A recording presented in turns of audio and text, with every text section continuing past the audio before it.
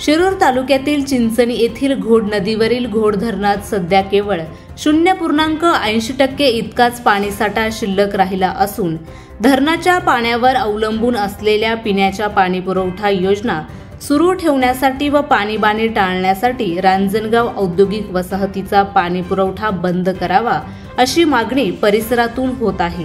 धरणातील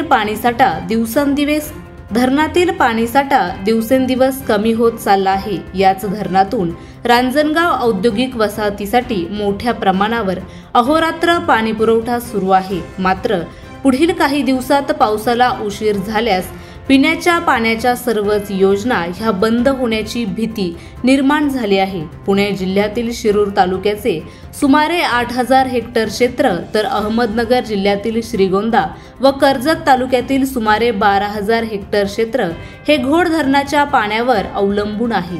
या परिसरातील शेतकऱ्यांनी नगदी पिके व फळबागा यांची मोठ्या प्रमाणावर लागवड केली आहे। मात्र धरणातील पाणीसाठा संपुष्टात येऊ लागल्यामुळे नगदी पिके व फळबागा यांनाही फटका बसणार आहे। किमान पिण्याच्या पाण्याच्या योजना तरी सुरू राहाव्यात यासाठी संबंधित प्रशासनाने पाऊस होईपर्यंत येथून पाणीपुरवठा होणाऱ्या रांजणगाव गणपती औद्योगिक वसाहतीचा पाणीपुरवठा बंद करावा अशी मागणी आता स्थानिक नागरिक व शेतकऱ्यांकडून केली जात आहे।